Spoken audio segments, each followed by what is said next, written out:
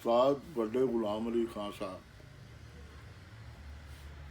ਇਹ ਮਜ਼ਮੂਨ PN ਜੋਸ਼ੀ ਸਾਹਿਬ ਦਾ ਲਿਖਿਆ ਹੋਇਆ ਹੈ। ਉਹਨਾਂ ਅੰਗਰੇਜ਼ੀ 'ਚ ਲਿਖਿਆ ਸੀ, ਸਾਨੂੰ ਅੰਗਰੇਜ਼ੀ 'ਚ ਹੀ ਲੱਭਾ ਅਤੇ ਅਸੀਂ ਇਸ ਮਜ਼ਮੂਨ ਨੂੰ ਆਪਣੇ ਪੜ੍ਹਾਕਾਂ ਪੜਿਆਰਾਂ ਨਾਲ ਸਾਂਝਾ ਕਰਨ ਵਾਸਤੇ ਔਰ ਸੁਨਿਆਰਾਂ ਨਾਲ ਸਾਂਝਾ ਕਰਨ ਵਾਸਤੇ ਇਸ ਨੂੰ ਪੰਜਾਬੀ 'ਚ ਤਰਜਮਾ ਕੀਤਾ ਹੈ। ਤੇ ਸੋ ਪੰਜਾਬੀ ਤਰਜਮਾ ਪੇਸ਼ ਹੈ। ਮਜ਼ਮੂਨ ਹੈ ਉਸਤਾਦ ਵੱਡੇ ਗੁਲਾਮ ਅਲੀ ਖਾਨ ਸਾਹਿਬ। ਫਿਲਮੀ ਤਾਰੇ ਆਪਣੇ ਗਾਣਿਆਂ ਅਤੇ ਸਾਂਗਾਂ ਨਾਲ ਦੁਨੀਆ ਮੋਹਦੇ ਹੀ ਪਏ ਸਨ, ਜੋ ਪੱਕੇ ਸੰਗੀਤ ਦੇ ਧੁਰੋਂ ਗੁਣਵੰਤ ਗਵਈਆਂ ਅਤੇ ਸਾਜ਼ਕਾਰਾਂ ਦਾ ਨਵਾਂ ਲੌ ਵੀ ਪਿੜ ਵਿੱਚ ਆਉਣ ਲੱਥਾ। ਫਿਲਮੀ ਗਾਣਿਆਂ ਵਿੱਚ ਖਲਕਤ ਲਈ ਬੜੀ ਛਿੱਕ ਹੈ, ਬਾਜ਼ਾਰੀ ਵਿਕਦੇ ਨੇ ਬੜਾ, ਪਰ ਫਿਲਮਾਂ ਵਾਕਣ ਉਮਰ ਥੋੜ੍ਹੀ ਹੀ ਹੁੰਦੀ ਨੇ। ਕੋਈ ਵੀ ਹਰ ਮਨ ਪਿਆਰੀ ਫਿਲਮ ਤੇ ਉਹਦੇ ਗਾਣੇ ਥੋੜ੍ਹਾ ਚਿਰ ਹੀ ਪੋਹ ਕਰਦੇ ਨੇ। ਜਿਵੇਂ ਹੀ ਹੋਰ ਫਿਲਮਾਂ ਆਉਂਦੀਆਂ ਨੇ, ਪੁਰਾਣੀ ਫਿਲਮ ਗਾਣਿਆਂ ਸਣੇ ਵਿਸਰਦੀ ਟੁਰੀ ਜਾਂਦੀ ਹੈ। ਪੱਕੇ ਗਾਣੇ ਨਾਲ ਇੰਜ ਨਹੀਂ ਹੁੰਦੀ। ਇਹ ਸੁਣਨਹਾਰਾਂ ਦਾ ਧਿਆਨ ਮੱਲ ਬਹਿੰਦਾ। ਇਹਦੇ ਤਵੇ ਫਿਲਮੀ ਤਵਿਆਂ ਜਿੰਨੇ ਧੜਾ ਧੜ ਤੇ ਨਹੀਂ ਵਿਕਦੇ, ਪਰ ਸੁਣਵਾਈਆਂ ਨੂੰ ਇਹਨਾਂ ਦੀ ਚਾਹਤ ਸਦਾ ਬਹਾਰ ਰਹਿੰਦੀ। 1944 'ਚ ਬੰਬਈ ਯੂਨੀਵਰਸਿਟੀ ਦੇ ਜਲਸਾ ਮੰਡਪ ਵਿੱਚ ਵਿਕਰਮ ਦੱਤਿਆ ਸੰਗੀਤ ਪਰਿਸ਼ਦ ਹੋਇਆ। ਇਹਦੇ ਵਿੱਚ ਪੰਜਾਬੋਂ ਆਇਆ ਇੱਕ ਗਵਈਆ ਇੰਜ ਦਾ ਮਾਰਵਾ ਤੇ ਠੁਮਰੀ ਗਵਿਆਂ, ਜੋ ਨਾ ਕਿਸੇ ਗਵਿਆਂ ਤੇ ਨਾ ਕਿਸੇ ਗਾਉਣਾ। ਇਹ ਸੀ ਉਸਤਾਦ ਵੱਡੇ ਗੁਲਾਮ ਅਲੀ ਖਾਨ ਦਾ ਬੰਬਈ ਦੇ ਪੱਕੇ ਸੁਣਵਈਆਂ ਨੂੰ ਆਪਣਾ ਜਾਣੂ ਕਰਾਉਣ। ਉਹਨਾਂ ਆਪਣੇ ਪਹਿਲੇ ਗਾਇਨ ਲਈ ਰਾਗ ਮਾਰਵੇ ਦੀ ਚੋਣ ਕੀਤੀ। ਇਸ ਰਾਗ ਦੇ ਸੁਰਾਂ ਵਿੱਚ ਰੇਖਬ ਕੋਮਲ ਤੇ ਧੇਵਤ ਸ਼ੁੱਧ ਲੱਗਦਾ ਹੈ।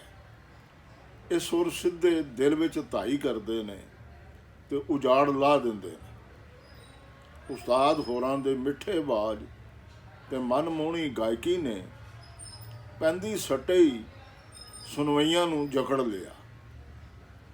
ਉਹਨਾਂ ਨੇ ਹੈਰਾਨ ਹੋਏ ਸੁਣਵਈਆਂ ਨੂੰ ਰਾਗ ਮਾਰਵੇ ਦਾ ਅਤ ਸੋਹਣਾ ਤੇ ਖਿਲਾਰਵਾਂ ਸਰੂਪ ਵਿਖਾ ਦਿੱਤਾ। ਉਹਨਾਂ ਦੇ ਤਿੰਨਾਂ ਸਪਤਕਾਂ ਤੇ ਇੱਕੋ ਜਿਹੀ ਆ ਜਾ ਕਰਦੇ ਆਵਾਜ਼ ਦੀ ਸਹਿਜ ਸੁਭਾਅ ਫਿਰਤ ਤੇ ਗਵਈਆਂ ਤੇ ਸੁਣਵਈਆਂ ਨੂੰ ਸੰਗੀਤ ਦੀਆਂ ਅਣਮਿਣਤ ਟੀਸੀਆਂ ਤੇ ਜਾ ਪੜਾਇਆ। ਇਹ ਵੱਡੇ ਗੁਲਾਮ ਅਲੀ ਦੀ ਇਸ ਸ਼ਹਿਰ ਵਿੱਚ ਪਹਿਲੀ ਬਹਾਲੀ ਸੀ। ਆਏ ਗਵੇਂ ਤੇ ਬੰਬਈ ਸੰਗੀਤ ਨਗਰ ਜਿੱਤ ਲਿਓ। ਉਸ ਦਿਨ ਤਾਂ ਸੰਗੀਤ ਸਭਾ ਤਾਰਿਆਂ ਦਾ ਝੁਰਮਟ ਸੀ। ਆਫਤਾਬ ਮੌਸੀਕੀ ਉਸਤਾਦ ਫਿਆਜ਼ ਹੁਸੈਨ ਖਾਂ, ਉਸਤਾਦ ਅਲਾਉਦੀਨ ਖਾਂ, ਅਲੀ ਅਕਬਰ ਖਾਂ ਦੇ ਪਿਓ ਤੇ ਪੰਡਤ ਰਵੀ ਸ਼ੰਕਰ ਦੇ ਉਸਤਾਦ, ਗਵਾਲੀਅਰ ਦੇ ਨਾਮੀ ਸਰੋਦੀਏ ਉਸਤਾਦ ਹਾਫਜ਼ ਅਲੀ ਖਾਂ, ਅਮਜਦ ਅਲੀ ਖਾਂ ਸਰੋਦੀਏ ਦੇ ਪਿਓ, ਮਰਹੂਮ ਉਸਤਾਦ ਅੱਲਾਦੀਏ ਖਾਂ, ਜੈ ਸਿਰਮੌਰ ਕਲਾਕਾਰ ਤੇ ਹੋਰ ਬਹੁਤ ਸਾਰੇ ਲੋਕ ਵੱਡੇ ਗੁਲਾਮ ਅਲੀ ਖਾਨ ਨੂੰ ਸਿਰ ਹਿਲਾ ਕੇ ਸਲਾਹੁੰਦੇ ਪਏ ਸਨ। ਉਸਤਾਦ ਅੱਲਾਦੀਏ ਖਾਂ ਚਿੱਟੀਆਂ ਦੁੱਧ ਮੁੱਛਾਂ ਤੇ ਸਾਫ਼ ਰੰਗਤ ਦੇ ਬੜੇ ਭਾਰੇ ਗੌਰੇ ਬੰਦੇ ਸਨ। ਉਹਨਾਂ ਨੂੰ ਬੰਬਈ ਵਸਿਆਂ ਕੁਝ ਸਾਲ ਹੀ ਹੋਏ ਸਨ। ਪਹਿਲਾਂ ਉਹ ਕਈ ਵਰ੍ਹਿਆਂ ਤੋਂ ਕੋਲਾਪੁਰੀ ਰਹਿੰਦੇ ਸਨ। ਉਹ ਹਮੇਸ਼ਾ ਮਹਾਰਾਸ਼ਟਰੀ ਕੱਪੜੇ ਪਾਉਂਦੇ, ਬਾਹਮਣਾ ਵਰਗੀ ਚਿੱਟੀ ਖੁੰਬ ਧੋਤੀ, ਖੁੱਲ੍ਹੇ ਕਾਲਰ ਦਾ ਕੋਟ, ਲਿਸ਼ਕ ਦੇ ਪੰਪ ਸ਼ੂਜ਼ ਤੇ ਵੱਡੀ ਸਾਰੀ ਕੋਲਾਪੁਰੀ ਪੱਗ ਨਾਲ ਉਹ ਬੜੇ ਹੀ ਜੱਚਦੇ। ਤਾਰਿਆਂ ਦੇ ਇਸ ਮੰਡਲ ਵਿਚਾਲੇ ਉਹ ਇੰਜ ਸਨ ਜਿਵੇਂ ਕੋਈ ਸ਼ਹਿਨशाह ਦਰਬਾਰ ਲਾਈ ਬੈਠਾ ਹੋਵੇ। M.R. ਜੈਕਾਰ ਨੇ ਉਸ ਰਾਤ ਹੀ ਉਹਨਾਂ ਨੂੰ ਪੱਕੇ ਸੰਗੀਤ ਦੇ ਹਿਮਾਲਾ ਪਹਾੜ ਦਾ ਸਰਨਾਂ ਦਿੱਤਾ। ਇਹ ਬਹੁ ਉਚੇਚੀ ਰਾਤ ਸੀ। ਇੱਕ ਤਾਂ ਵੱਡੇ ਗੁਲਾਮ ਅਲੀ ਸੁਣੇ, ਦੂਜਾ ਉਸਤਾਦ ਅੱਲਾਦੀਏ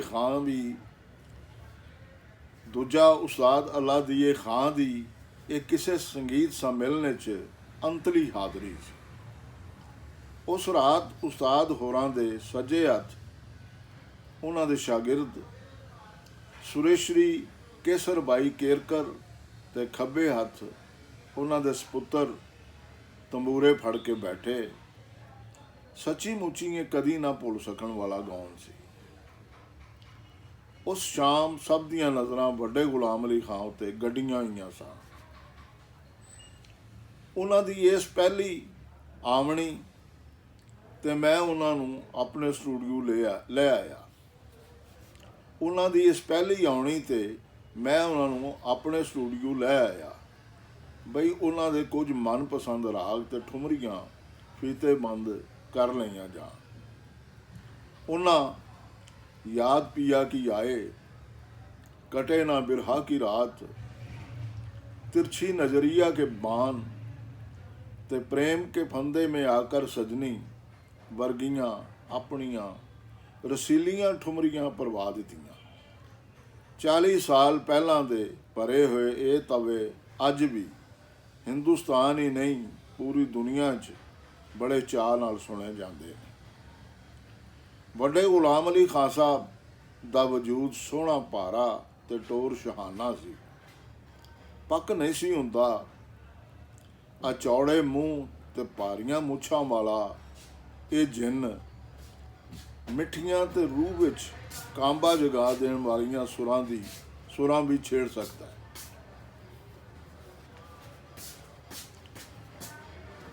साडी पहली मिलनी तो साल मगरों मैं अपनी वड्डी धी दे जन्म दिन ते खान साहब दी रोटी वरजी। खाने दी मेज़ ते एडे वड्डे कलाकार नूं स्वाद लै लै के सालम चूचा, 2 दर्जन फुलके ते किलो तो चोखी मठियाई खांदियां वेख के खुशी भरा अचंभा आउंदा सी। इस तों झट मगरों ही उन्हां 4 घंटे गाँव के होर भी अचंभा वरता दिता। मैं उन्हां दा दिलों जानों थोड़ा कीता ते चोल नाल आखिया, लोग तुहानूं रंगीले गवैये ते रसीले खवैये पारों सदा चेते रखसन। वड्डे गुलाम अली खां पकाना भी बड़ा सोहना जानते सन। सालां बधी कई बारां उन्हां मैनूं अपने हत्थ दे पक्के बड़े ही स्वादी पावे ते करेले गोश्त खवाया। वड्डे गुलाम अली खां लाहौर पंजाब दे वासी सन। उन्हां दी बड़ी ख्वाहिश सी मैं उन्हां कोल लाहौर आवां। हुण मैं उन्हां दा गूड़ा बेली ते चाहवान भी तां बन गया सां। छेती मेरा उन्हां दा सद्दा पूरा करन दा ढोल लग गया। आल इंडिया रेडियो बंबे दे स्टेशन डायरैक्टर Z.A. बुखारी ने मैनू लखनऊ, दिल्ली ते लाहौर दे रेडियो स्टेशनां तो लड़ीवार नशर होने वाले प्रोग्रामां वास्ते कलाकारां नूं बांध करन लाहौर जाण दा आखिया। लाहौर च मैं चोखा वेला वड्डे खान साहब नाल ही गुजारिया। उन्हां नाल लाहौर शहर दे हीरा मंडी पार्क विचों लंघदियां मैनू इंज ही लगदा जिवें शहनशाह हाथी नाल टुरदा पिया हो, जिहड़ा गलियां थाणी अपने चाहवानां दी सलामी लैंदा पेलदा जांदा होवे। उन्हां मेरी प्राहुणाचारी ते खुला खर्चा कीता। ये 1945 दे अखीरी दिन सन। 1948 च वो थोड़े दिनां लई बंबई आए। मैं झटापट उन्हां दी फीतेबंदी लई दिन ते वेला मिथ लिया। दुपहरी जदों ਆਪਣੇ ਸਟੂਡੀਓ 'ਚ ਫੀਤੇਬੰਦੀ ਦਾ ਪੂਰਾ ਬੰਦੋਬਸਤ ਕੀਤੀ ਬੈਠਾ ਸਾਂ। ਉਹਨਾਂ ਮੈਨੂੰ ਫੋਨ ਕੀਤਾ। ਉਹ ਦਿਲ ਨਾ ਹੋਣ ਪਾਰੋਂ ਫੀਤੇਬੰਦੀ ਲਈ ਨਹੀਂ ਆ ਸਕਦੇ। ਮੈਂ ਢਿੱਲ ਮਾਰਿਆ, ਫੀਤੇਬੰਦੀ ਲਈ ਨਹੀਂ ਤਾਂ ਉਂਝ ਹੀ ਆ ਜਾਓ, ਬਹਿ ਕੇ ਗੱਪਾਂ ਮਾਰਾਂਗੇ ਤੇ ਰਾਤ ਦੀ ਰੋਟੀ ਰਲ ਕੇ ਖਾਵਾਂਗੇ। ਬੜੀ ਟਾਲ ਮਟੋਲ ਮਗਰੋਂ ਉਹ ਆਉਣ 'ਤੇ ਮੰਨ ਹੀ ਗਏ। ਉਹਨਾਂ ਦੇ ਆਉਣ ਤੋਂ ਪਹਿਲਾਂ ਹੀ ਮੈਂ ਉਹਨਾਂ ਤੋਂ ਗਵਾਉਣ ਦਾ ਢੰਗ ਭਾਲ ਲਿਆ। ਆਪਣੇ ਚਪੜਾਸੀ ਸੁਖਾਰਾਮ ਨੂੰ 100 ਦਾ ਨੋਟ ਦੇ ਕੇ ਮੈਂ ਖਾਨ ਸਾਹਿਬ ਦੀ ਪਸੰਦ ਸਕਾਚ ਦੀ ਇੱਕ ਬੋਤਲ ਲਿਆ ਰੱਖਣ ਦਾ ਕਿਹਾ। ਉਹਨੇ ਬੋਤਲ ਤੇ ਗਲਾਸ ਸਟੂਡੀਓ ਵਿੱਚ ਉਦੋਂ ਹੀ ਲਿਆਣੇ ਸਨ ਜਦੋਂ ਮੈਂ ਉਹਨੂੰ ਸੈਨਤ ਕਰਨੀ ਸੀ। ਸਟੂਡੀਓ ਵਿੱਚ ਮੈਂ ਜਿਹਦਾ ਪ੍ਰਬੰਧ ਕਰ ਲਿਆ ਜੋ ਝਟਾਪਟ ਫੀਤੇਬੰਦੀ ਛੋਈ ਜਾ ਸਕੇ। ਸਜਿੰਦਿਆਂ ਨੂੰ ਵੀ ਮੈਂ ਤਿਆਰ ਕਰਕੇ ਨਾਲ ਦੇ ਕਮਰੇ 'ਚ ਬਾ ਦਿੱਤਾ। ਖਾਨ ਸਾਹਿਬ ਨੂੰ ਬੜੇ ਆਦਰ ਨਾਲ ਸਟੂਡੀਓ ਵਿੱਚ ਇੰਝ ਹੀ ਲਿਆਇਆ ਜਿਵੇਂ ਕੋਈ ਫੀਤੇਬੰਦੀ ਨਹੀਂ ਹੋਣੀ ਸੀ, ਬਸ ਗੱਲਾਂ ਬਾਤਾਂ ਦਾ ਚੱਸ ਲੈਣਾ। ਲੱਕੜ ਦੇ ਚਬੂਤਰੇ ਉੱਤੇ ਉਹਨਾਂ ਦੀ ਆਵਾਜ਼ ਦੇ ਬਰ ਨਾਲ ਸੁਰ ਕੀਤੇ ਹੋਏ 2 ਤੰਬੂਰੇ ਰਖਾ ਦਿੱਤੇ ਸਨ। ਭਾਰੇ ਚੌੜੇ ਸਰੀਰ ਪਾਰੋਂ ਖਾਨ ਸਾਹਿਬ ਕੁਰਸੀ ਵਿੱਚ ਜੁੜੇ ਜਾਣ ਨਾਲੋਂ ਖੁੱਲ੍ਹੇ ਥਾਂ ਪਥੱਲਾ ਮਾਰ ਕੇ ਬੈਠਿਆਂ ਰਾਜ਼ੀ ਰਹਿੰਦੇ ਸਨ। ਇਸ ਕਰਕੇ ਉਹ ਚਬੂਤਰੇ ਉੱਤੇ ਹੀ ਚੜ੍ਹ ਕੇ ਬਹਿ ਗਏ। ਮੈਂ ਵੀ ਕੋਲ ਬਹਿ ਗਿਆ। ਜਿੱਥੋਂ ਤੰਬੂਰੇ ਤਾਈਂ ਮੇਰਾ ਹੱਥ ਸੌਖਾ ਪੜਦਾ ਸੀ। ਗੱਲਾਂ ਕਰਦਿਆਂ ਕਰਦਿਆਂ ਮੈਂ ਵਿੱਚੋਂ ਤੰਬੂਰੇ ਨੂੰ ਵੀ ਛੇੜ ਛੱਡਦਾ। ਮੈਂ ਪੁੱਛਿਆ, ਖਾਨ ਸਾਹਿਬ ਇਹ ਤਾਂ ਦੱਸੋ, ਗਵਾਲੀਅਰ ਵਾਲੇ ਰਾਗ ਲਲਿਤ ਵਿੱਚ ਕੋਮਲ ਦੇਵਤ ਦੀ ਥਾਂ ਤੇਵਰ ਦੇਵਤ ਕਿਉਂ ਲਾਉਂਦੇ ਨੇ? ਹਾਲਾਂ ਤੇਵਰ ਦੇਵਤ ਬੜਾ ਮਿੱਠਾ ਲੱਗਦਾ। ਪਿਛੋਕੜ ਵਿੱਚ ਤੰਬੂਰਾ ਛਿੜਿਆ ਸੁਣ ਕੇ ਖਾਨ ਸਾਹਿਬ ਕੋਮਲ ਤੇਵਰ ਦਾ ਫਰਕ ਗਾ ਕੇ ਦੱਸਣੋਂ ਨਾ ਰਹਿ ਸਕੇ। ਮੈਨੂੰ ਆਪਣਾ ਮਤਾ ਪੂਰਾ ਹੁੰਦਾ ਵਿਖਾਲੀ ਦੇਣ ਲੱਗ ਪਿਆ। ਮੈਂ ਖਾਨ ਸਾਹਿਬ ਗੁਲਾਮ ਅਲੀ ਖਾਨ ਤੋਂ ਚੋਰੀ ਸੁਖਾਰਾਮ ਨੂੰ ਸੈਨਤ ਮਾਰੀ। ਉਹ ਬੋਤਲ ਤੇ ਗਲਾਸ ਫੜੀ ਅੰਦਰ ਆਣ ਵੜਿਆ। ਖਾਨ ਸਾਹਿਬ ਨੇ ਮਾੜੀ ਜਿਹੀ ਨਾ ਨੁੱਕਰ ਕੀਤੀ, ਪਰ ਅੰਦਰੋਂ ਰਾਜ਼ੀ ਲੱਗਦੇ ਸਨ। ਮੈਂ ਕਿਹਾ, ਰਿਕਾਰਡਿੰਗ ਨਹੀਂ ਕਰਨੀ। ਮੈਂ ਕਿਹਾ, ਰਿਕਾਰਡਿੰਗ ਨਹੀਂ ਕਰਨੀ ਤਾਂ ਸਵਾਦ ਤਾਂ ਲੈਣਾ ਚਾਹੀਦਾ। ਉਹ ਦਾਰੂ ਦੇ ਧਿਆਨੇ ਲੱਗ ਗਏ। ਤਾਂ ਮੈਂ ਇੱਕ ਹੋਰ ਗੱਲ ਪੁੱਛ ਲਈ। ਅਡਾਣਾ ਗਾਉਂਦਿਆਂ ਅਕਸਰ ਗਵਈਏ ਤੇਵਰ ਕੋਮਲ ਦੋਵੇਂ ਨਿਖਾਦਾਂ ਕਿਉਂ ਲਾਉਂਦੇ ਨੇ? ਇੰਝ ਕਰਨਾ ਜਾਇਜ਼ ਹੈ? ਮੈਂ ਖਾਨ ਸਾਹਿਬ ਦਾ ਗਲਾਸ ਫਿਰ ਭਰ ਦਿੱਤਾ ਤੇ ਉਹ ਢੋ ਛੱਡ ਕੇ ਸਿੱਧੇ ਹੋ ਕੇ ਬਹਿ ਗਏ, ਜਿਵੇਂ ਗਾਉਣ ਬਹਿੰਦੇ ਸਨ। ਅਸਲੋਂ ਗਾਉਣ ਲਈ ਤਿਆਰ ਬਰ ਤਿਆਰ। ਉਹਨਾਂ ਆਪਣੇ ਨੇੜੇ ਪਿਆ ਹੋਇਆ ਦੂਜਾ ਤੰਬੂਰਾ ਫੜਿਆ ਤੇ ਰਾਗ ਅਡਾਣਾ ਜਿਵੇਂ ਗਾਉਣਾ ਚਾਹੀਦਾ ਗਾਉਂ ਕੇ ਦੱਸਣ ਲੱਗ ਪਏ। ਮੈਂ ਉਹਨਾਂ ਨੂੰ ਪਲ 2 ਪਲ ਗਾਉਣ ਦਿੱਤਾ ਤੇ ਫਿਰ ਕਿਹਾ, ਖਾਨ ਸਾਹਿਬ ਇਸ ਵੇਲੇ ਤੁਹਾਡਾ ਆਵਾਜ਼ ਬੜਾ ਰਸਿਆ ਹੈ। ਉਹ ਮੇਰੇ ਇੰਨਾ ਆਖਣ ਤੇ ਮੇਰੀ ਨੀਅਤ ਬੁੱਝ ਗਿਆ ਤੇ ਨਿੰਮੀ ਜਿਹੀ ਟਕੋਰਵੀਂ ਮੁਸਕਾਨ ਨਾਲ ਬੋਲੇ, ਤੇ ਫਿਰ ਤੁਸੀਂ ਮੇਰੀ ਰਿਕਾਰਡਿੰਗ ਕਰਨੀ ਚਾਹੁੰਦੇ ਹੋ? ਮੈਂ ਇਹਨੂੰ ਉਹਨਾਂ ਵੱਲੋਂ ਹਾਂ ਜਾਣਦਿਆਂ ਝਟਾਪਟ ਸਜਿੰਦੇ ਅੰਦਰ ਸੱਦ ਲਿਆ ਤੇ ਮਿੰਟਾਂ 'ਚ ਫੀਤੇਬੰਦੀ ਲਈ ਤਿਆਰੀ ਪੂਰੀ ਹੋ ਗਈ। ਉਸ ਰਾਤ ਖਾਨ ਸਾਹਿਬ ਚੋਖੇ ਹੀ ਬੱਤਰ ਸਨ। ਅਗਲੇ 2 ਘੰਟਿਆਂ ਦੇ ਉਡਾਰੀ ਮਾਰ ਜਾਣ ਦਾ ਪਤਾ ਹੀ ਨਾ ਲੱਗਾ। ਉਹ ਉੱਤੋਂ ਉੱਤੀ ਕਈ ਮਨਮੋਹਣੀਆਂ ਸ਼ਾਮਾਂ ਸੁਣਾਉਂਦੇ ਗਏ ਤੇ ਅਸੀਂ ਆਏ ਨਾ ਬਾਲਮ ਕਿਆ ਕਰੂੰ ਸਜਣੀ, ਨੈਣਾ ਮੋਰੇ ਤਰਸ ਰਹੇ ਤੇ ਪ੍ਰੇਮ ਕੀ ਮਾਰ ਕਟਾਰ ਜਈਆਂ, ਕਿੰਨੀਆਂ ਹੀ ਅਮਰ ਟੁਕੜੀਆਂ ਸਾਂਭਣ ਜੋਗੇ ਹੋ ਗਏ।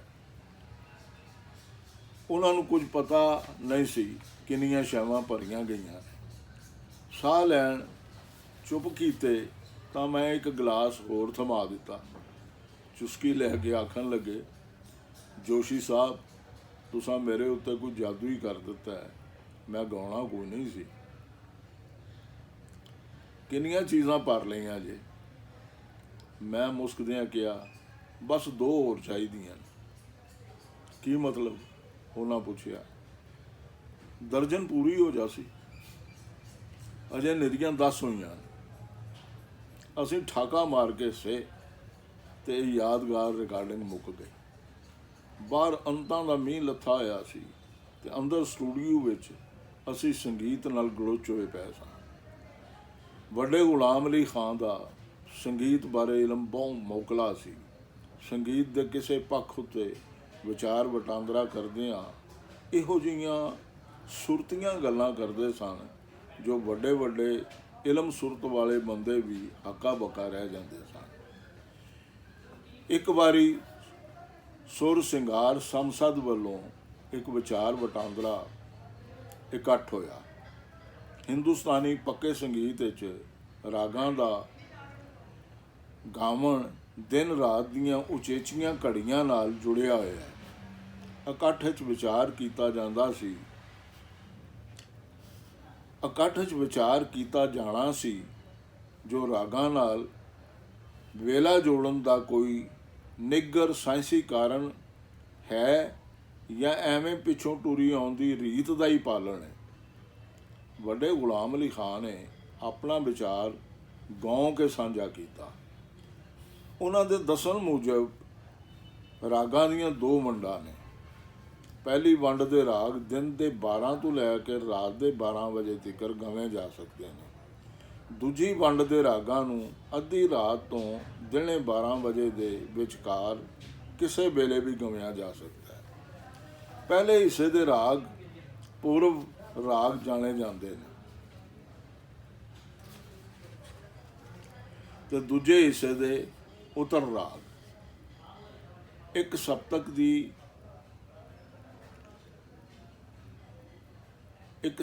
ਵੀ 2 ਹਿੱਸਿਆਂ ਵਿੱਚ ਵੰਡੀ ਹੁੰਦੀ ਹੈ। ਪਹਿਲੇ ਵਿੱਚ ਸਾਰੇ ਗਾਮਾ ਤੇ ਦੂਜੇ ਵਿੱਚ ਹੋਰ 4 ਸੁਰ ਪਾਦਾ ਨੀਸਾ ਹੁੰਦੇ ਨੇ। ਪੂਰਬ ਰਾਗ ਦਾ ਵਾਦੀ ਸੁਰ ਸਪਤਕ ਦੇ ਪਹਿਲੇ ਹਿੱਸੇ ਚੋਂ ਮਿਥਿਆ ਜਾਂਦਾ ਹੈ। ਇਸ ਕਰਕੇ ਰਾਗ ਪੂਰਬ ਅੰਗ ਵਾਦੀ ਰਾਗ ਜਾਣੇ ਜਾਂਦੇ ਨੇ। ਇਹ ਰਾਗ ਪੂਰਬ ਅੰਗ ਵਾਦੀ ਰਾਗ ਜਾਣੇ ਜਾਂਦੇ ਨੇ। ਇੰਜੀ ਉੱਤਰ ਰਾਗਾਂ ਦਾ ਵਾਦੀ ਸੁਰ ਸਪਤਕ ਦੇ ਦੂਜੇ ਹਿੱਸੇ ਪਾਦਾਨੀ ਸਾ ਵਿੱਚੋਂ ਹੁੰਦਾ ਹੈ। ਇਸ ਕਰਕੇ ਇਹ ਰਾਗ ਉਤਰਾਂਗ ਵਾਦੀ ਰਾਗ ਅਖਵਾਉਂਦੇ ਨੇ। ਜਿਨ੍ਹਾਂ ਰਾਗਾਂ ਦਾ ਵਾਦੀ ਸੁਰ ਸਾ ਜਾਂ ਪਾ ਹੋਵੇ ਉਹ ਹਰ ਵੇਲੇ ਹੀ ਗਵੇਂ ਜਾ ਸਕਦੇ ਨੇ। ਉਹਨਾਂ ਉੱਤੇ ਵੇਲੇ ਦੀ ਕੋਈ ਕੈਦ ਨਹੀਂ ਹੁੰਦੀ।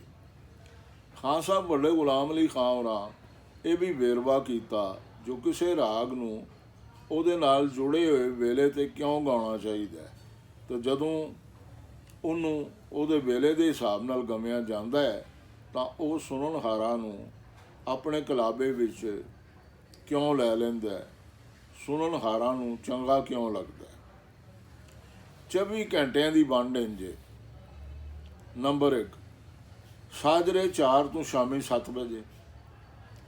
2 ਸ਼ਾਮੀ 7 ਤੋਂ ਸਵੇਰੇ 10 ਵਜੇ। 3 ਸਵੇਰੇ 10 ਤੋਂ ਦੁਪਹਿਰੀ 4 ਵਜੇ। 4 ਦੁਪਹਿਰੀ 4 ਤੋਂ ਸ਼ਾਮੀ 7 ਵਜੇ। 5 ਸ਼ਾਮੀ 7 ਤੋਂ ਰਾਤੀ 10 ਵਜੇ। 6 ਰਾਤੀ 10 ਤੋਂ ਸਾਜਰੇ 4 ਵਜੇ। ਵੇਖਣ ਵਾਲੀ ਗੱਲ ਹੈ ਜੋ ਪਹਿਲੀ ਤੇ ਚੌਥੀ ਵੰਡ ਵਾਲੇ ਰਾਗਾਂ ਦਾ ਦੂਜਾ ਸੁਰ ਰੇਖਵ ਤੇ 6ਵਾਂ ਸੁਰ ਧੇਵਤ ਕੋਮਲ ਹੈ। ਇਹਨਾਂ ਰਾਗਾਂ ਨੂੰ ਸੰਧਿਆ ਪ੍ਰਕਾਸ਼ ਰਾਗ ਵੀ ਆਖਿਆ ਜਾਂਦਾ ਹੈ। ਸਵੇਰ ਦੇ ਰਾਗ ਭੈਰੋ ਤੇ ਸ਼ਾਮ ਦੇ ਰਾਗ ਪੂਰਬੀ ਸੰਧਿਆ ਪ੍ਰਕਾਸ਼ ਰਾਗ ਨੇ, ਕਿਉਂ ਜੋ ਇਹ 2 ਸੁਰ ਉਹਨਾਂ ਵਿੱਚ ਲੱਗਦੇ ਨੇ।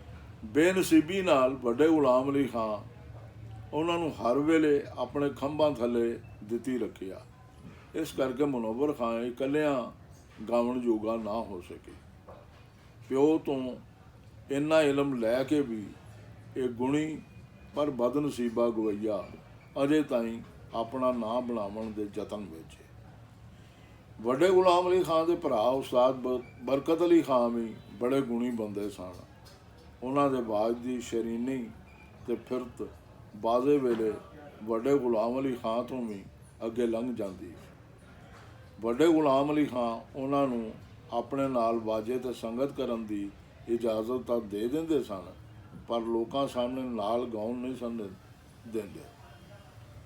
ਇਸ ਬਾਰੋਂ ਹਿੰਦੁਸਤਾਨ ਦੇ ਬਹੁਤ ਸਾਰੇ ਲੋਕਾਂ ਨੂੰ ਉਹਨਾਂ ਦਾ ਪਤਾ ਨਾ ਲੱਗ ਸਕਿਆ। ਇਹ ਭੇਤ ਨਹੀਂ ਖੁੱਲ੍ਹ ਸਕਿਆ ਜੋ ਵੱਡੇ ਗੁਲਾਮ ਅਲੀ ਖਾਂ ਆਪਣੇ ਪੁੱਤਰ ਮੁਨੱਵਰ ਅਲੀ ਅਤੇ ਭਰਾ ਬਰਕਤ ਅਲੀ ਨੂੰ ਪਿਛੋਕੜ ਵਿੱਚ ਹੀ ਕਿਉਂ ਰੱਖਿਆ। ਉਹਨਾਂ ਨੂੰ ਇਕੱਲਿਆਂ ਲੋਕਾਂ ਸਾਹਮਣੇ ਆਪਣਾ ਗੁਣ ਕਿਉਂ ਨਾ ਵਿਖਾਣ ਦਿੱਤਾ। ਮੇਰੀ ਖੁਸ਼ਕਿਸਮਤੀ ਮੈਂ ਵੱਡੇ ਗੁਲਾਮ ਅਲੀ ਅਤੇ ਬਰਕਤ ਅਲੀ ਨੂੰ ਨਵਾਬ ਜ਼ਹੀਰ ਯਾਰ ਜੰਗ ਦੀ ਬਸ਼ੀਰ ਬਾਗ ਮਹਿਲ ਹੈਦਰਾਬਾਦ ਵਾਲੀ ਮਹਿਫਲ ਵਿੱਚ ਇਕੱਠਿਆਂ ਗਾਉਂਦਿਆਂ ਸੁਣਿਆ। HMB ਦੀ ਲਾਹੌਰ ਟਿੰਗ ਯਾਨੀ ਬ੍ਰਾਂਚ ਜੈਨੋਫੋਨ ਰਿਕਾਰਡ ਕੰਪਨੀ ਨੇ ਪਹਿਲੀ ਵਾਰ ਬਰਕਤ ਅਲੀ ਦੇ ਤਬੇ ਬਾਜ਼ਾਰ ਵਿੱਚ ਲਿਆਂਦੇ। ਇਹਨਾਂ ਵਿੱਚੋਂ ਬਾਗੋਂ ਮੈਂ ਪੜੇ ਝੂਲੇ, ਇੱਕ ਸਿਤਮ और लाख हिदाएं, उजड़ी जवानी ए जमाने ने उन्हां दा नां अमर कर दिता। 1962 बरकत अली बंबई फिरन आए। मेरे कहण उत्ते उन्हां 3 रिकार्ड भराए, एक गज़लां दा ते 2 बड़े ही सोहणे दादरियां दे। वो होर भी चीज़ां भराउण लई राज़ी सन, पर मेरा अफसर ਜਿਹਨੂੰ ਮੈਂ ਕੂੜਾਂ ਦਾ ਬਾਦਸ਼ਾਹ ਆਖਣਾ ਨਾ ਮੰਨਿਆ। ਉਹਦਾ ਕਹਿਣਾ ਸੀ ਬਾਕੀ ਚੀਜ਼ਾਂ ਬਰਕਤ ਅਲੀ ਖਾਂ ਅਗਲੀ ਵਾਰ ਆਏ ਤਾਂ ਭਰੀਆਂ ਜਾਣ। ਮੈਨੂੰ ਉਹਦੀ ਮੰਨਣੀ ਪਈ ਅਤੇ ਇਹ 3 ਰਿਕਾਰਡ ਹੀ ਭਰੇ ਜਾ ਸਕੇ। ਬਰਕਤ ਅਲੀ ਪਾਕਿਸਤਾਨ ਚਲੇ ਗਏ ਅਤੇ ਫਿਰ ਕਦੀ ਨਾ ਆ ਸਕੇ। ਕੁਝ ਮਹੀਨੇ ਮਗਰੋਂ ਹੀ ਕਰਾਚੀ 'ਚ ਰੱਬ ਨੂੰ ਪਿਆਰੇ ਹੋ ਗਏ। ਜੇ ਉਹ ਕੂੜ ਅਫਸਰ ਅੜੇਕਾ ਨਾ ਪਾਉਂਦਾ ਤਾਂ ਇਸ ਗੁਣੀ ਗਹੀਰ ਸੰਗੀਤਕਾਰ ਦੀਆਂ ਹੋਰ ਵੀ ਚੀਜ਼ਾਂ ਭਰੀਆਂ ਜਾਣੀਆਂ ਸਨ। ਗੁਣੀ ਗਹੀਰ। ਕਈ ਸਾਲ ਮਗਰੋਂ ਮੈਨੂੰ ਬਰਕਤ ਅਲੀ ਖਾਂ ਦੀਆਂ ਟੇਪ ਹੋਈਆਂ ਸ਼ਾਵਾਂ ਲੱਭ ਗਈਆਂ ਅਤੇ ਮੈਂ ਉਹਨਾਂ 'ਚੋਂ 2 LP ਬਣਾ ਦਿੱਤੇ। 1980 ਵਿੱਚ 1960 ਵਿੱਚ 1960 ਵਿੱਚ ਅਸੀਂ LP ਬਣਾਉਣੇ ਛੋੜ ਦਿੱਤੇ ਸਨ, ਪਰ 1963 ਤਾਈਂ ਵੱਡੇ ਗੁਲਾਮ ਅਲੀ ਖਾਂ ਨੇ ਸਾਨੂੰ ਡਾਈ ਨਾ ਦਿੱਤੀ। ਇਹਦੇ ਪਿੱਛੇ ਵੀ ਕਹਾਣੀ। 1959 ਵਿੱਚ ਸਾਨੂੰ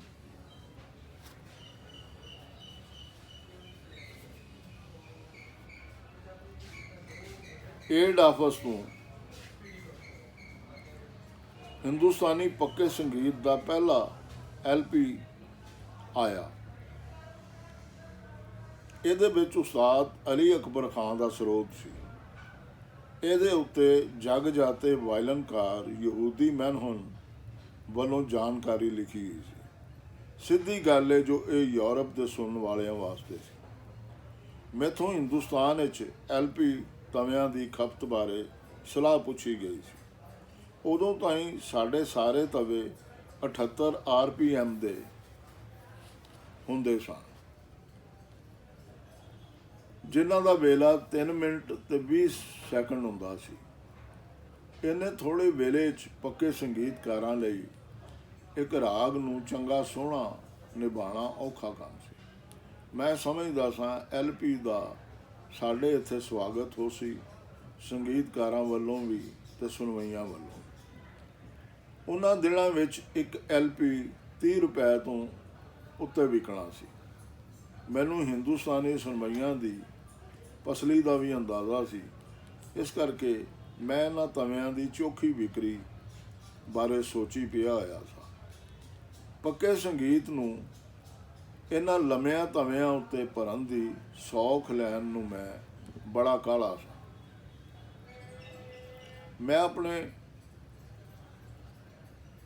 ਏਡ ਆਫਿਸ ਨੂੰ ਉਸਤਾਦ ਅਲੀ ਅਕਬਰ ਦੇ ਰਿਕਾਰਡ ਦੀਆਂ 100 ਕਾਪੀਆਂ ਘੱਲਣ ਦਾ ਆਖ ਦਿੱਤਾ। ਇਹ ਜਦੋਂ ਬਾਜ਼ਾਰ ਵਿੱਚ ਤਰੀਆਂ ਤਾਂ ਝਟਾਪਟ ਵਿਕ ਗਈਆਂ। ਸਾਫ਼ ਗੱਲ ਸੀ, ਜੋ ਮਹਿੰਗੇ ਹੁੰਦਿਆਂ ਵੀ ਇਹਨਾਂ ਵੱਡੇ ਤਵਿਆਂ ਦੀ ਬਾਜ਼ਾਰ ਵਿੱਚ ਖਪਤ ਸੀ।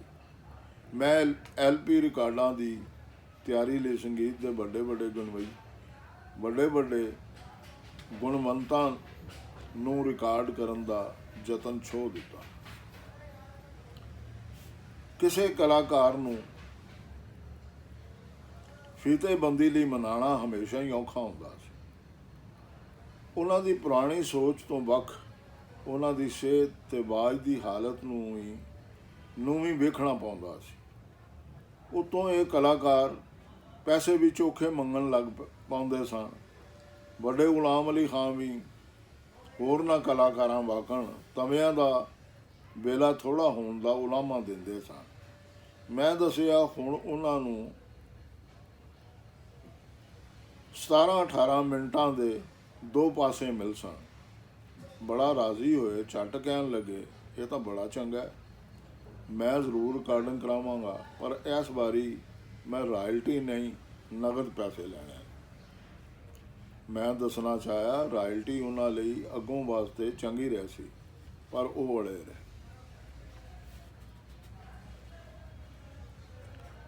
ਮੈਂ ਪੁੱਛਿਆ, ਨਗਦ ਕਿੰਨੇ ਪੈਸੇ ਲੈਸੋ? ਕਹਿਣ ਲੱਗੇ 1 ਲੱਖ। ਇਹ ਮੰਗ ਪੂਰੀ ਕੀਤੀ ਜਾਣ ਵਾਲੀ ਨਹੀਂ ਸੀ। ਮੈਂ ਉਹਨਾਂ ਨੂੰ ਦੱਸ ਦਿੱਤਾ, ਵਕਤੀ ਤੌਰ 'ਤੇ ਮੈਂ ਵੱਡੇ ਗੁਲਾਮ ਅਲੀ ਖਾਨ ਨੂੰ ਰਹਿਣ ਦਿੱਤਾ। ਅਗਲੇ ਕੁਝ ਮਹੀਨਿਆਂ 'ਚ ਮੈਂ ਨਜ਼ਾਕਤ ਅਲੀ, ਸਲਾਮਤ ਅਲੀ, ਭੀਮਸੈਨ ਜੋਸ਼ੀ, ਉਸਤਾਦ ਅਮੀਰ ਖਾਂ, ਬਿਸਮਿਲ੍ਲਾ ਖਾਂ ਤੇ ਕਈ ਹੋਰਾਂ ਦੀ LP ਲਈ ਰਿਕਾਰਡਿੰਗ ਕੀਤੀ। ਇਹਨਾਂ ਰਿਕਾਰਡਾਂ ਦੀ ਬੜੀ ਵਿਕਰੀ ਹੋਈ ਤੇ ਇਹ ਲੋਕਾਂ 'ਚ ਬੜਾ ਚੜ੍ਹੇ। ਅਸੀਂ ਜਦੋਂ ਵੀ ਕੋਈ ਨਵਾਂ LP ਬਣਾਉਂਦੇ, ਉਹਦੀ ਇੱਕ ਕਾਪੀ ਵੱਡੇ ਗੁਲਾਮ ਅਲੀ ਖਾਂ ਨੂੰ ਲਾਜ਼ਮੀ ਵਿਖਾਉਂਦੇ। ਇਹਨਾਂ ਦੇ ਉਛਾਲ ਬੜੇ ਸੋਹਣੇ ਬਣੇ ਹੁੰਦੇ ਸਨ। ਮੈਨੂੰ ਸੀ ਬਈ ਹੈ ਜੇ ਵੇਖ ਕੇ ਖਾਨ ਸਾਹਿਬ ਮੰਨ ਜਾਣ, ਪਰ ਲੱਖ ਰੁਪਏ ਦੀ ਮੰਗ ਸਭ ਤੋਂ ਵੱਡੀ ਔਕੜ ਸੀ। ਮੇਰੇ ਅਫਸਰਾਂ ਵੀ ਉਹਨਾਂ ਨੂੰ ਮਨਾਉਣਾ ਚਾਹਿਆ। ਖਾਨ ਸਾਹਿਬ ਆਪਣੀ ਗੱਲ ਉੱਤੇ ਹੋਰ ਪੱਕੇ ਹੋ ਗਏ। ਤੁਸੀਂ ਮੈਨੂੰ ਮੇਰੀ ਮਰਜ਼ੀ ਦੇ ਪੈਸੇ ਨਹੀਂ ਦਿਓਗੇ ਤਾਂ ਮੈਂ ਬਾਹਰ ਦੇ ਮੁਲਕ ਰਿਕਾਰਡ ਬਣਵਾ ਲਾਂਗਾ। ਆਪਣੇ ਵੱਲੋਂ ਮੁੱਕਦੀ ਮੁਕਾ ਛੱਡੀ ਉਹਨੇ। ਮੈਂ ਵੀ ਆਸ ਨਾ ਛੱਡੀ, ਉਂਝੇ ਦੋਸਤਾਨਾ ਬਣਾਈ ਰੱਖਿਆ, ਮਨਾਉਣ ਲਈ ਹਰ ਢੰਗ ਵਰਤਦਾ ਰਿਹਾ।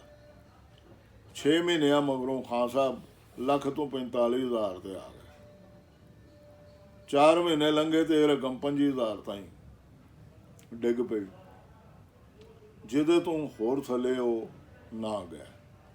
ਵਿਕਰੀ ਪੱਖੋਂ ਕੰਪਨੀ ਨੂੰ ਫਿਲਮੀ ਰਿਕਾਰਡ ਬਣਾਉਣਾ ਚੋਖਾ ਲਾਹੇਵੰਦ ਸੀ। ਚੋਟੀ ਦੇ ਪੱਕੇ ਗਵਈਏ ਦਾ ਰਿਕਾਰਡ ਵੀ ਥੋੜ੍ਹੇ ਵੇਲੇ ਵਿੱਚ ਇੰਨਾ ਚੋਖਾ ਨਹੀਂ ਸੀ ਵਿਕਦਾ। ਕੰਪਨੀ ਨੂੰ ਹੁੰਦਾ ਸੀ ਜੋ ਘੱਟ ਤੋਂ ਘੱਟ ਵੇਲੇ ਵਿੱਚ ਉਹਦਾ ਅਸਲ ਸਣੇ ਮੁਨਾਫੇ ਦੇ ਉਹਨੂੰ ਮੁੜੇ। ਇਸ ਕਰਕੇ ਉਹ ਨਗਦ ਪੈਸੇ ਦੇ ਕੇ ਰਿਕਾਰਡਿੰਗ ਲੈਣੋਂ ਚੱਕਦੇ ਸਨ। ਵੱਡੇ ਗੁਲਾਮ ਅਲੀ ਖਾਨ ਦੇ ਮੰਗੇ 25,000 ਵੀ ਕੰਪਨੀ ਨੂੰ ਵਾਰਾ ਨਹੀਂ ਸਨ ਖਾਂਦੇ।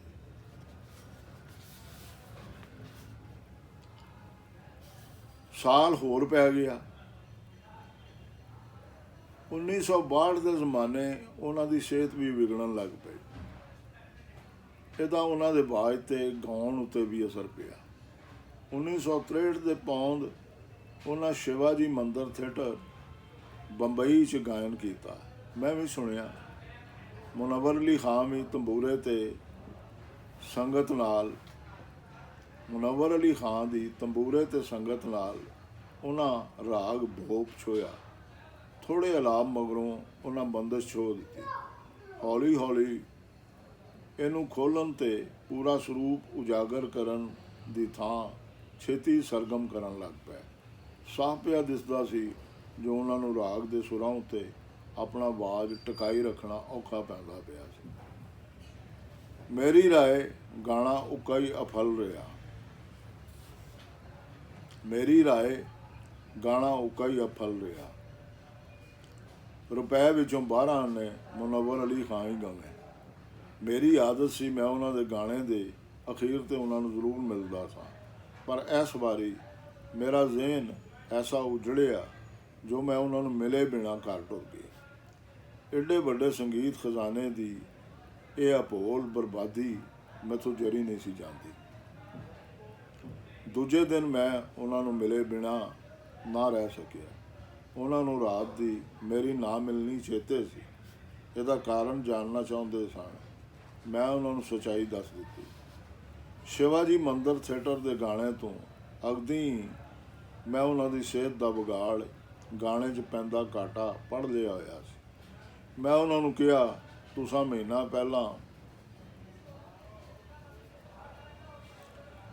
ਇਕੋਲਾ ਵਿੱਚ ਜੋ ਗਵਿਆ ਸੀ ਉਹ ਤੁਸੀਂ ਕੱਲ੍ਹ ਨਹੀਂ ਗਾ ਸਕੇ, ਅਤੇ ਜਿੰਨਾ ਕੁ ਤੁਹਾਥੋਂ ਕੱਲ੍ਹ ਗਵਿਆ ਗਿਆ ਹੈ ਇੰਨਾ ਭਲਕੇ ਨਹੀਂ ਗਵਿਆ ਜਾਣਾ।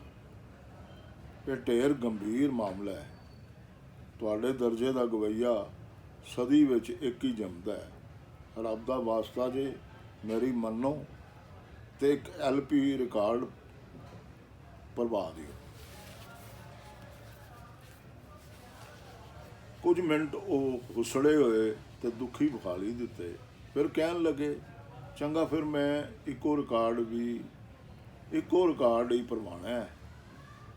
ਇੱਕ ਰਾਗ ਮੈਂ ਸਵੇਰ ਦਾ ਗਾਣਾ ਹੈ ਅਤੇ ਇੱਕ ਸ਼ਾਮ ਦਾ। ਸਵੇਰ ਦਾ ਰਾਗ ਸਵੇਰ ਵੇਲੇ ਅਤੇ ਸ਼ਾਮ ਦਾ ਸ਼ਾਮ ਵੇਲੇ। ਮੇਰੀ ਖੁਸ਼ੀ ਲਫ਼ਜ਼ੋਂ ਬਾਹਰੀ ਸੀ। ਮੈਂ ਝੱਟ ਪੁੱਛਿਆ, ਰਿਕਾਰਡਿੰਗ ਕਦੋਂ ਕੀਤੀ ਜਾਵੇ? ਬਲਕਿ ਸ਼ਾਮ ਨੂੰ ਰੱਖ ਲਓ, ਉਹਨਾਂ ਆਖਿਆ। ਅਗਲੇ ਦਿਨ ਸਟੂਡੀਓ 'ਚ ਇੱਕ ਬੜੀ ਉਚੇਚੀ ਫਿਲਮ ਦੀ ਰਿਕਾਰਡਿੰਗ ਮਿੱਥੀ ਹੋਈ ਸੀ, ਪਰ ਵਰ੍ਹਿਆਂ ਦੀ ਘਾਲ ਨਾਲ ਮੈਂ ਵੱਡੇ ਗੁਲਾਮ ਅਲੀ ਖਾਂ ਨੂੰ ਮਨਾ ਲਿਆ ਸੀ। ਇਸ ਕਰਕੇ ਮੈਂ ਉਸ ਦਿਨ ਫਿਲਮ ਦੀ ਰਿਕਾਰਡਿੰਗ ਛੇਕ ਦਿੱਤੀ। ਅਗਲੀ ਸ਼ਾਮ ਮੈਂ ਉਹਨਾਂ ਨੂੰ ਆਪਣੀ ਗੱਡੀ 'ਤੇ ਸਟੂਡੀਓ ਲੈ ਗਿਆ। ਰਾਜ ਕਹਿਣ ਲੱਗੇ, ਜੋਸ਼ੀ ਸਾਹਿਬ, ਇਹ ਮੈਂ ਤੁਹਾਡੀ ਖਾਤਰ ਕਰਦਾ ਪਿਆ, ਤੁਸੀਂ ਮੈਨੂੰ ਕੁਝ ਨਗਦ ਹੀ ਦੇ ਦਿਆ ਜੀ। ਮੈਂ ਉਹਨਾਂ ਦੀ ਗੱਲ ਸੁਣ ਕੇ ਰੋਣ ਹਾਗਾ ਹੋ ਗਿਆ ਅਤੇ ਮੈਂ ਦਿਲ ਵਿੱਚ ਕਿਹਾ, ਮੇਰੇ ਵੱਸ ਹੁੰਦਾ ਤਾਂ ਮੈਂ ਕੰਪਨੀ ਦੇ ਰੁਪਈਆਂ ਦੀਆਂ ਪੇਟੀਆਂ ਤੁਹਾਡੇ ਅੱਗੇ ਖੋਲ੍ਹ ਕੇ ਧਰ ਦਿੰਦਾ ਅਤੇ ਆਖਦਾ, ਜਿਨ੍ਹਾਂ ਨਾਲ ਸਰਦਾ ਜੇ ਸਾਰ ਲਵੋ। ਮੈਂ ਉਹਨਾਂ ਨੂੰ ਕਿਹਾ, ਮੈਂ ਤੁਹਾਡਾ ਸ਼ੁਕਰਗੁਜ਼ਾਰ ਹਾਂ ਅਤੇ ਤੁਹਾਡੇ ਪਿਆਰ ਦੇ ਭਾਰ ਥੱਲੇ ਆ।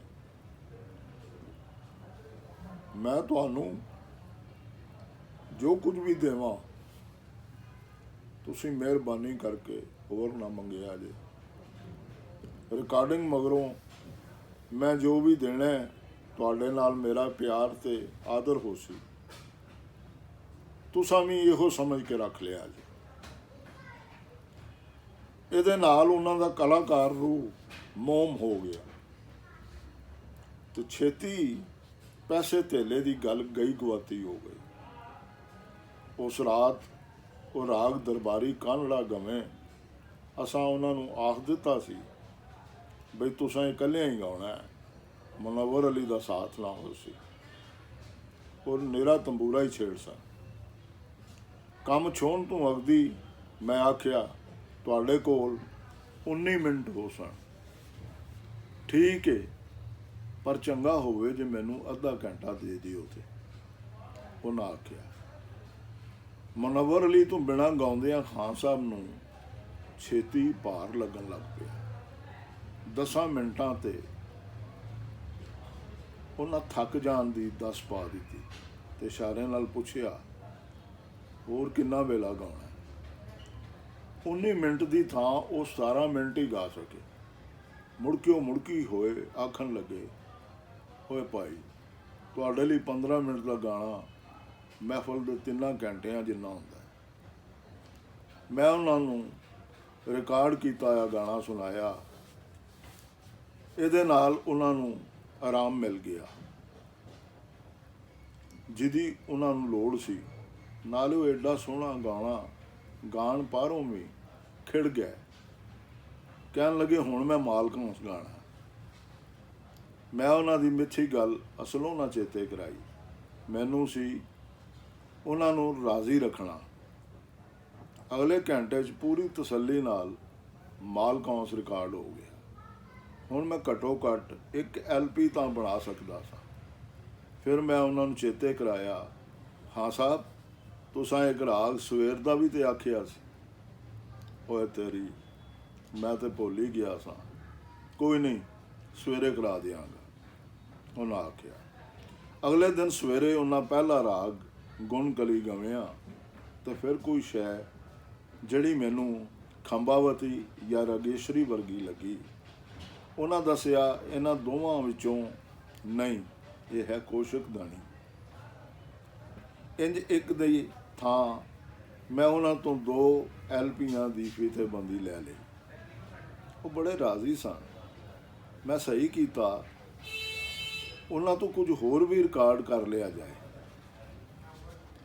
ਮੈਂ ਕਿਹਾ ਜਨਾਬ ਤੁਹਾਡਾ ਭਜਨ ਹਰੀ ਓਮ ਤਤ ਸਤ ਸੁਣਵਈਆਂ ਨੂੰ ਬੜਾ ਹੀ ਚੰਗਾ ਲੱਗਦਾ ਹੈ। ਮਹਿਫਲ ਵਿੱਚ ਤੁਹਾਥੋਂ ਫਰਮਾਇਸ਼ ਕਰਕੇ ਸੁਣਦੇ ਨੇ, ਉਹ ਵੀ ਭਰਵਾ ਦਿਓ। ਉਹਦੇ ਨਾਲ ਮੈਂ ਤੁਹਾਡੇ 19 ਮਿੰਟ ਕਿਵੇਂ ਪੂਰੇ ਕਰ ਸਾਂ? ਉਹਦੇ ਨਾਲ ਮੈਂ ਤੁਹਾਡੇ 19 ਮਿੰਟ ਕਿਵੇਂ ਪੂਰੇ ਕਰ ਸਾਂ? ਉਹਨਾਂ ਪੁੱਛਿਆ। ਮੈਂ ਸੋਚਿਆ ਉਹਨੂੰ 45 RPM ਦੇ ਤਵੇ ਉੱਤੇ ਭਰਿਆ ਜਾ ਸਕਦਾ। ਮੈਂ ਉਹਨਾਂ ਨੂੰ ਕਿਹਾ ਤੁਸੀਂ ਉਹਨੂੰ 7 ਮਿੰਟ ਦਾ ਮੈਂ ਉਹਨਾਂ ਨੂੰ ਕਿਹਾ ਤੁਸੀਂ ਉਹਨੂੰ 7 ਮਿੰਟ ਦਾ ਹੀ ਗਾਵੋ। ਇੰਜ ਮੈਂ ਉਹਨਾਂ ਤੋਂ ਇਹ ਸੋਹਣਾ ਭਜਨ ਵੀ ਭਰ ਲਿਆ। ਫਿਰ ਵੀ ਉਹਨਾਂ ਨੂੰ ਤਵੇ ਦੇ ਦੂਜੇ ਪਾਸੇ ਦਾ ਆਖਿਆ। ਫਿਰ ਮੈਂ ਉਹਨਾਂ ਨੂੰ ਤਵੇ ਦੇ ਦੂਜੇ ਪਾਸੇ ਦਾ ਆਖਿਆ। ਮੁਸਕਾਏ ਤੇ ਕਹਿਣ ਲੱਗੇ ਤੂੰ ਬੜਾ ਚੁਸਤ ਹੈ। ਮੈਨੂੰ ਪਤਾ ਹੈ ਪਿਛਲੀ ਵਾਰ ਜਦੋਂ ਮੈਂ ਇੱਕ ਵੀ ਨਹੀਂ ਸਾਂ ਗਾਉਣਾ ਚਾਹੁੰਦਾ, ਤੂੰ ਮੈਥੋਂ ਇਕੱਠੀਆਂ 10 ਚੀਜ਼ਾਂ ਭਰਵਾ ਲਈਆਂ ਸਨ। ਮੈਥੋਂ ਇਕੱਠੀਆਂ 10 ਚੀਜ਼ਾਂ ਭਰ ਲਈਆਂ ਸਨ। ਮੈਂ ਆਖਿਆ ਪਰ ਖਾਨ ਸਾਹਿਬ ਹਰ ਰਿਕਾਰਡ ਦੇ 2 ਪਾਸੇ ਹੁੰਦੇ ਹਨ, ਤੁਸੀਂ ਮੈਨੂੰ ਇੱਕ ਸ਼ੈ ਤਾਂ ਹੋਰ ਦੇ ਦਿਓ। ਮੈਂ ਉਹਨਾਂ ਨੂੰ ਕੰਕਰ ਮਾਰ ਜਗਾਏ ਬਮਨਾ ਕਾ ਛੋਰਾ ਠੁਮਰੀ ਗਾਉਣ ਦੀ ਸਲਾਹ ਦਿੱਤੀ। ਉਹ ਝੱਟ ਮੰਨ ਗਏ, ਕਿਉਂ ਜੋ ਇਹ ਉਹਨਾਂ ਦੀ ਬੜੀ ਪੱਕੀ ਸ਼ੈ ਸੀ। ਇੰਜ ਕਰਕੇ ਉਹਨਾਂ ਸਾਨੂੰ 2 LP ਤੇ ਇੱਕ ਛੋਟਾ ਤਵਾ ਭਰਵਾ ਹੀ ਦਿੱਤਾ। ਮੈਂ ਉਹਨਾਂ ਤੋਂ ਰਾਇਲਟੀ ਦਾ ਕਾਗਜ਼ ਲਿਖਵਾ ਲਿਆ ਤੇ ਜਿਵੇਂ ਮੈਂ ਵਾਅਦਾ ਕੀਤਾ ਹੋਇਆ ਸੀ ਰਾਇਲਟੀ ਦਾ ਅਗੇਤ 5000 ਰੁਪਇਆ ਨਗਦ ਦੇ ਦਿੱਤਾ। ਇੱਕ ਵਾਰ ਫਿਰ ਇਹ ਸੱਚ ਸਾਬਤ ਹੋ ਗਿਆ, ਜੋ ਸੁੱਚਾ ਕਲਾਕਾਰ ਪਿਆਰ ਵੇਖਦਾ ਪੈਸਾ ਨਹੀਂ। ਇਹ ਰਿਕਾਰਡਿੰਗ ਉਹਨਾਂ ਵੱਲੋਂ 1 ਲੱਖ ਰੁਪਏ ਦੀ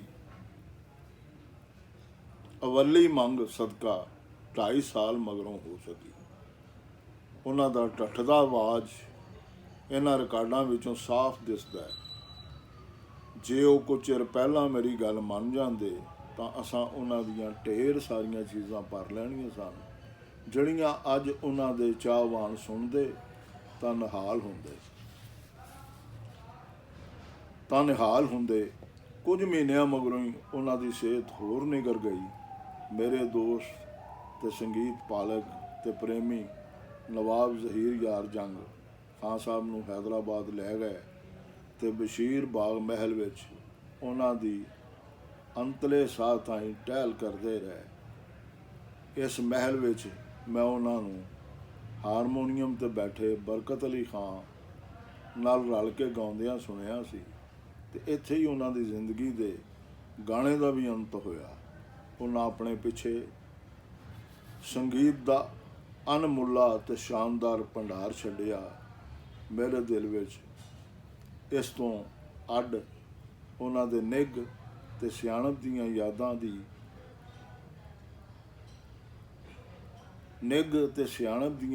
ਵੀ ਸਦਾ ਦਿਸਦੀਆਂ ਰਹਿਣਗੀਆਂ। ਮਾਂ ਬੋਲੀ, ਜੂਨ 1990।